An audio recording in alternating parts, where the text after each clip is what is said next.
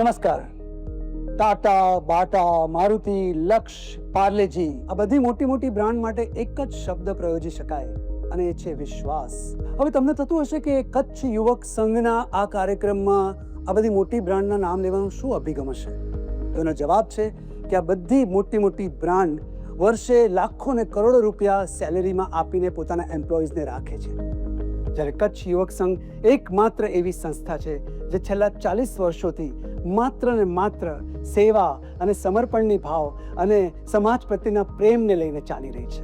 અને આ 40 વર્ષ એ માત્ર એક વીતેલો સમય નથી, પરંતુ સંસ્થાની એકતા અને સહિયારી શક્તિની યાત્રાની ઉજવણી છે.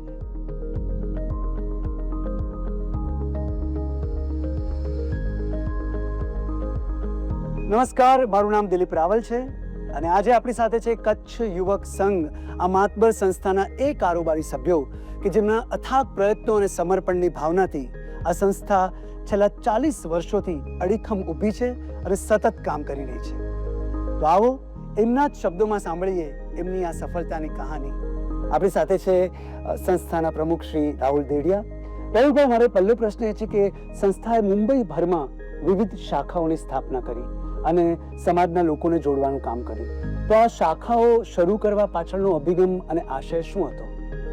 ભાઈ, કચ્છ યુવક સંઘ એટલે સંગઠન અને કચ્છીઓ કેવી રીતે સંગઠિત રહી શકે એ લક્ષ્યમાં રાખીને સર્વપ્રથમ બોરીવલી દહીસર શાખાની સ્થાપના કરવામાં આવી. ત્યારબાદ પૂરા સમગ્ર મુંબઈમાં એટલે વેસ્ટર્ન લાઇનમાં વાત કરીએ તો પાલઘર સુધી, સેન્ટ્રલ લાઇનમાં કલ્યાણ સુધી અને હાર્બર લાઇનમાં પલવે, પેડ, પલીબાગ સુધી શાખાઓની સ્થાપના કરવામાં અરે વાહ! એવી જ રીતે વાત કરીએ તો કચ્છમાં બિદરા અને ભુજમાં પણ શાખાની સ્થાપના કરવામાં આવી. કચ્છ યુવક સંઘ આ સંસ્થાએ સમાજના ઉત્થાન માટેના ઉત્કર્ષ માટે જુદા જુદા ક્ષેત્રમાં કયા કયા કાર્ય કર્યા છે? કચ્છ યુવક સંઘે એમ તો ઘણા બધા ક્ષેત્રોમાં કામ કર્યું છે, પરંતુ સૌથી મહત્વપૂર્ણ કામ જે કર્યું છે એ કચ્છનો વિકાસ અમારો લક્ષ્ય હતો. અને લાખો કચ્છીઓ મુંબઈમાં વસે છે, તો આવાગમનની સુવિધાઓ અગર વ્યવસ્થિત ન હોય તો પછી ત્યાં પહોંચી શકાય નહીં. અને એના માટે કચ્છની રેલવે સુવિધાઓ બહુ સુધરે. કચ્છ યુવક સંઘે એના માટે રેલ રોકો આંદોલનો કર્યા, ધરણા કર્યા, હજારો લોકોને રેલવે મુખ્યાલય સમક્ષ બેસાડ્યા, પત્ર વ્યવહાર કર્યા અને રેલવે તંત્ર ઉપર બહુ દબાણ કરી અને સુવિધાઓ વધારવામાં યોગદાન આપ્યું. આજે પણ જે સુવિધાઓ એક ટ્રેન જતી હતી, હવે 4 થી 5 ટ્રેનો કચ્છમાં જાય છે અને 2 સાપ્તાહિક ટ્રેનો પણ કચ્છમાં જાય છે. હજી પણ જે રેલવેની સુવિધાઓ વધારવા માટે અમારા પ્રયાસો ચાલુ છે. અગર રેલવે તંત્ર સીધે સાંભળશે નહીં તો ફરી આંદોલનના માર્ગે અમને જવું પડશે. 2001માં જ્યારે કચ્છમાં ભૂકંપ આવેલ એ વખતે મુંબઈના જે ઘણા સમાચાર પત્રો હતા, જેવા કે મિડ ડે, જન્મભૂમિ અને મુંબઈ સમાચાર, એમણે કચ્છ યુવક સંઘની સંસ્થા ઉપર વિશ્વાસ રાખીને પોતાનો ફાળો આપેલ, જેમાંથી કચ્છ યુવક સંઘે 11 ગામમાં પાક્કા મકાનો બાંધેલ. કચ્છી ભાષા, સાહિત્ય અને કચ્છિયતને ઉજાગર કરવા અને સમગ્ર મુંબઈમાં કચ્છી ભાષા બોલાય એ માટે છેલ્લા 31 વર્ષથી કચ્છી નવું વર્ષ અષાઢી બીજના અમે કચ્છી નાટકની રજૂઆત કરીએ છીએ અને લગભગ આખા ભારતમાં 50 થી 60 શો એના કરવામાં આવે છે. અંગ્રેજી માધ્યમમાં ભણતા વિદ્યાર્થીઓ આમાં ભાગ લે છે, એ અમારા માટે બહુ ખુશીની વાત છે. અંગ્રેજીમાં યુવક યુવતીઓ ભણી રહ્યા છે, એમની એ કચ્છી ભાષામાં શુદ્ધ ઘરે બોલી શકે અને એની કલાનો નિખાર થાય એના માટે સંસ્થા પ્રયત્નશીલ હોય છે. એમને બધાને નાટકનું માધ્યમ પૂરું પાડે છે. કચ્છ એટલે ગુજરાતનું ગ્રામીણ ક્ષેત્ર, ત્યાં શિક્ષણનું સ્તર કેવી રીતે વધે એ લક્ષ્યમાં રાખીને આપણી ત્યાં 5 શાળાઓની સ્થાપના થઈ છે, જેમાં કુલ 2300 થી વધારે વિદ્યાર્થીઓ શિક્ષણ ગ્રહણ કરે છે. એવી જ રીતે દયાપર એટલે બોર્ડરનો વિસ્તાર, ત્યાં આપણું એક છાત્રાલય પણ ચાલે છે. યસ. અને એક ખાસ વાત કરીએ તો કચ્છ યુવક સંઘની શાળાઓ એટલે એ પ્રખ્યાત છે ઓલરાઉન્ડ ડેવલપમેન્ટ માટે. સર્વાંગી વિકાસ ત્યાં બાળકોનો થઈ રહ્યો છે. કચ્છ યુવક સંઘે વર્ષોથી રક્તદાન શિબિરના આયોજનો પણ કર્યા છે. તો આ વિચાર આપને કઈ રીતે આવ્યો, એની શરૂઆત કઈ રીતે થઈ, પ્રારંભ કઈ રીતે થયો અને એન્કરવાલા રક્તદાન અભિયાન એનું સર્જન કઈ રીતે થયું? સેવાકીય ક્ષેત્રે આપણે શું કરવું જોઈએ અને રક્તદાન એટલે કહીએ ને કે નિસ્વાર્થ તરીકે કરેલો દાન. આજ આપણે જોઈએ તો સમગ્ર મુંબઈમાં રક્તની ઘણી શોર્ટફોલ હોય છે અને આ રક્તદાન શિબિરો થ્રુ જ આપણે પૂરી પાડી શકીએ. એટલે 1998માં આપણે સર્વપ્રથમ રક્તદાન શિબિરનું આયોજન કર્યું. એટલે અમારો ધ્યેય સ્પષ્ટ છે. અમે જે બ્લડ કેમ્પ કરીએ છીએ એનો માત્ર એક જ ઉદ્દેશ હોય છે, રક્તની અછત ન થાય અને કોઈનો જીવ ન જાય, એ જ અમારો ઉદ્દેશ છે. એન્કરવાલા રક્તદાન અભિયાનથી લોકોને રક્તદાન કરવા માટે અમે જાગૃત કરીએ છીએ. વધુમાં વધુ લોકો રક્તદાન કરે, કારણ કે રક્ત એટલે આટલું સાયન્સ આગળ વધ્યું છે પણ કોઈ પણ લેબોરેટરીમાં રક્ત નથી થતું. રક્ત ફક્ત ને ફક્ત માનવના શરીરમાં થાય છે અને માનવને કામ આવે છે. તો એના માટે અમે રક્તદાનની પ્રવૃત્તિને વધારવા માટે અમે મુંબઈ, પાલઘર અને થાણે ડિસ્ટ્રિક્ટની અંદર અમારા વિવિધ શાખાઓના માધ્યમથી અમે દર 4 મહિને રક્તદાન શિબિરોનું આયોજન કરીએ છીએ. પણ સાથે સાથે એક વાત ખાસ કહીશ કે આપણે સૌ ગૌરવ લઈ શકીએ કે અત્યાર સુધી અમે એન્કરવાલા મેગા રક્તદાન શિબિરના માધ્યમથી 2,33,700 બોટલ એકત્રિત કરી છે. પણ દિલીપભાઈ, ફક્ત એકત્રિત નથી કરતા, અમે જ્યારે જ્યાં પણ જરૂર પડે ત્યારે એ વિસ્તારની નજીકની જે બ્લડ બેંક હોય ત્યાંથી અમે વિથિન 30 મિનિટમાં બ્લડ મળી જાય એવી અમે સુવિધા, અમારી એક ચેનલ ચાલે છે. એન્કરવાલા મેગા રક્તદાન થઈ રહ્યું છે અને એમાં અનેક લોકો જોડાઈ રહ્યા છે. આ સેવાકીય કાર્યમાં અમારે કાર્યકર્તા અથાગ પ્રયાસ કરી રહ્યા છે અને અમારા પ્રયાસ થકી અનેક વ્યક્તિઓને રક્તની જરૂરિયાત પૂરી પાડીને જીવનદાન મળી રહ્યું છે. એ અમારા માટે ગર્વની વાત છે. અમારું લક્ષ્ય બેવડું હતું, ટીમ વર્કને પ્રોત્સાહન મળે અને કચ્છી સમાજમાં સેવાભાવ જન્મે. દસ હજાર જાદુ નજર મેં રખે તા, બલ ભલે કે અસી અસર મેં રખું તા, વસું તા ભલે મુંબઈ નગરી મેં, વસું તા ભલે મુંબઈ નગરી મેં, પણ વતનજી મિટ્ટી કે પગર મેં રખું તા, વતનજી મિટ્ટી કે પગર મેં રખું તા. હવે એક અત્યંત મહત્વનો પ્રશ્ન, જેમાં વિટામિન એમ એટલે પૈસાની જરૂર તો પડે જ, તો આ આર્થિક બાબતોને પહોંચી વળવા માટે સંસ્થા કઈ રીતે કાર્ય કરે છે? દરેક પ્રવૃત્તિ માટે આર્થિક સહયોગ જરૂરી હોય છે અને કાર્યકર્તા જ્યારે ઈમાનદારીથી નિસ્વાર્થ ભાવે કામ કરતો હોય ને તો સમાજ એને હંમેશા પીઠબળ પૂરું પાડે છે. જે કચ્છવક સંઘની શરૂઆતથી અમને પીઠબળ પૂરું પાડતો હતો એન્કરવાલા પરિવાર.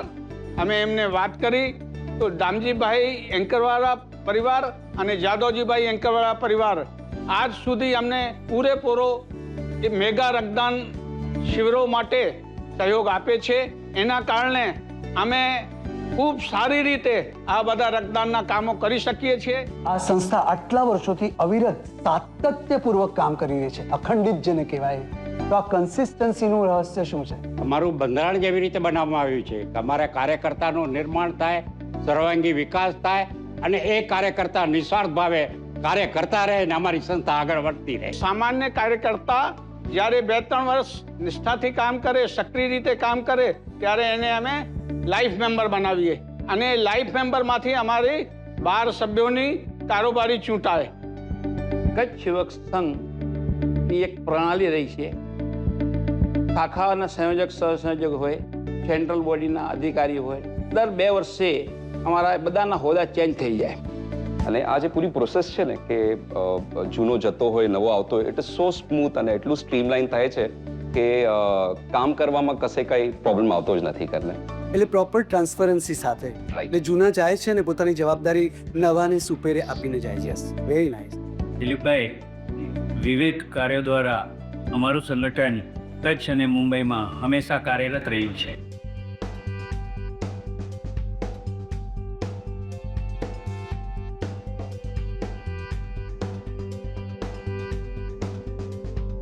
એન્કરવાલા પરિવાર, એની ખાસિયત જોઈએ. તેમની વિશેષતા એ છે કે એમનું વિશાળ અને ઉદાર કહી શકાય એવું દિલ.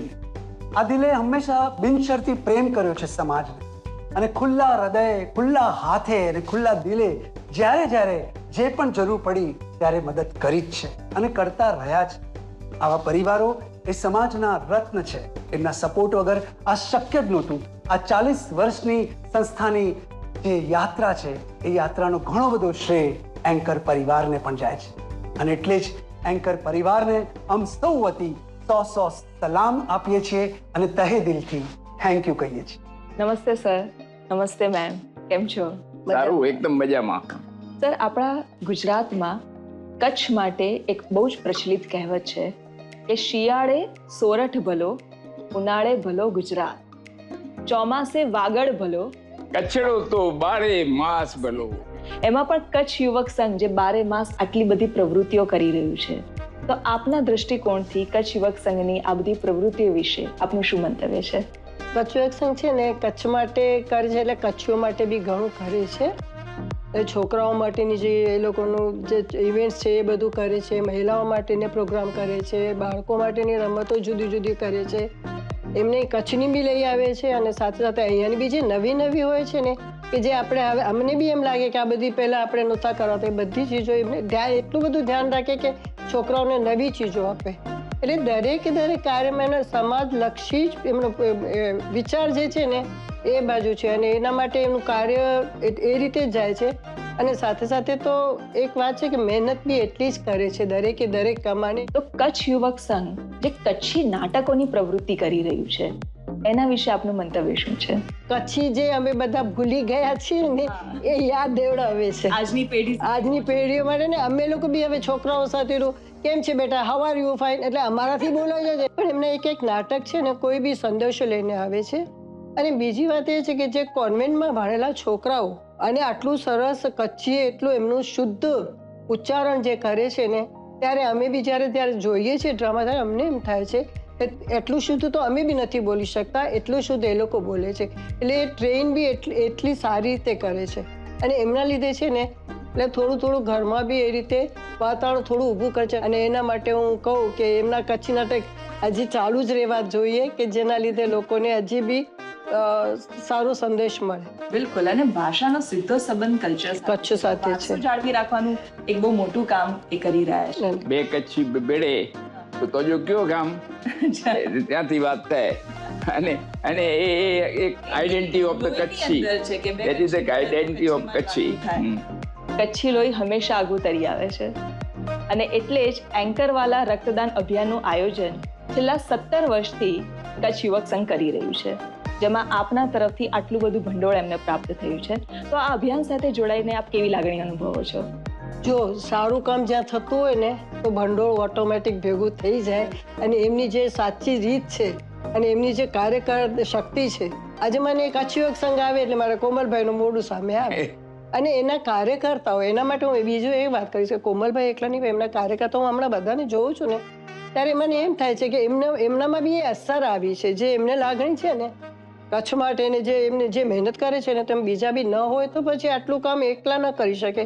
પણ એ શક્તિ એમનામાં જે છે બધાને ખેંચી શકે છે. આપણે કે ગુરુત્વાકર્ષણ શક્તિ જે આવી છે ને એ શક્તિ એમને તો આવે છે.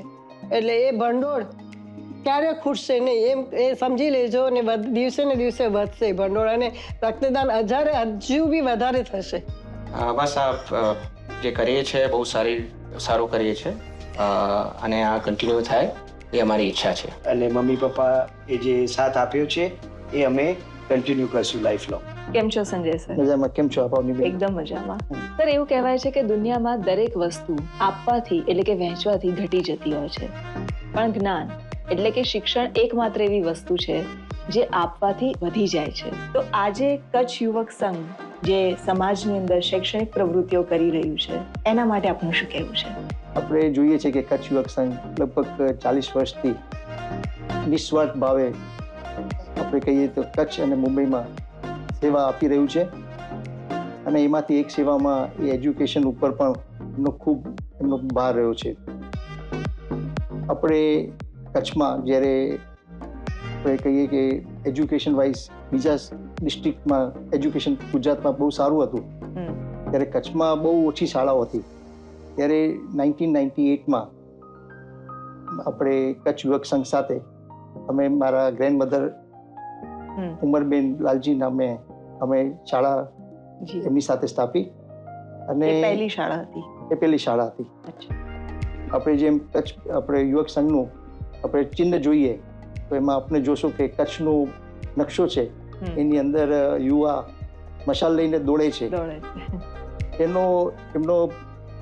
એમનો એ ચિહ્ન એ રીતે છે કે જો યુવા દેશનો અગર મજબૂત હશે તો પહેલા તો પ્રાંત મજબૂત થશે, પછી સ્ટેટ મજબૂત થશે અને પછી દેશ મજબૂત થશે.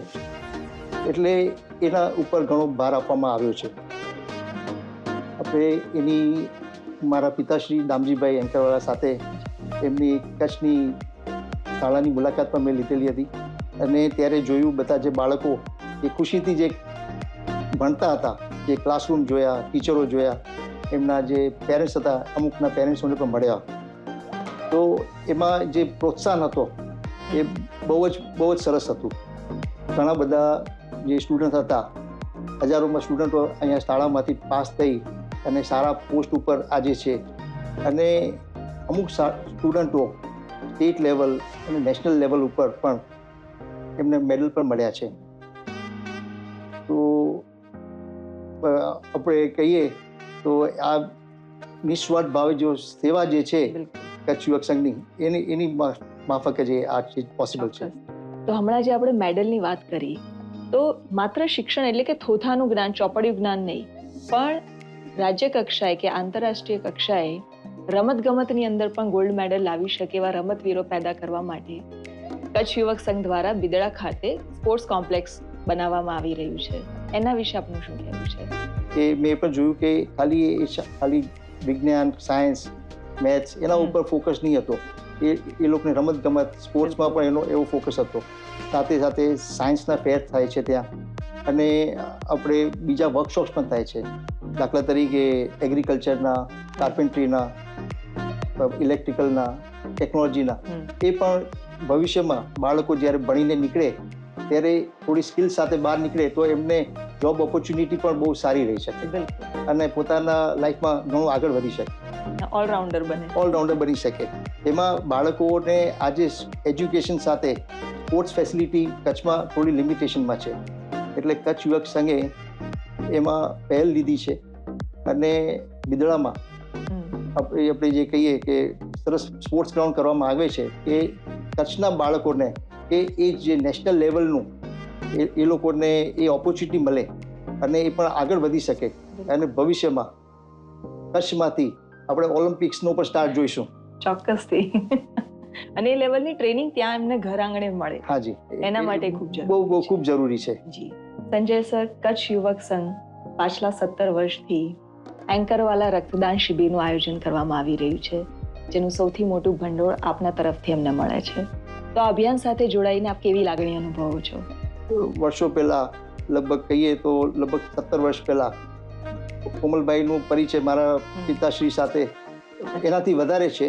એમણે જ્યારે વાત કરી કે આપણે બ્લડ કેમ્પ શરૂ કરીએ, ત્યારે એક બ્લડ કેમ્પથી શરૂ કર્યું અને ત્યારે મારા પિતાશ્રી કીધું કે આપણે એક જે કર્યું છે તો આપણે આખા બોમ્બેમાં કેમ ના કરી શકીએ. બિલકુલ.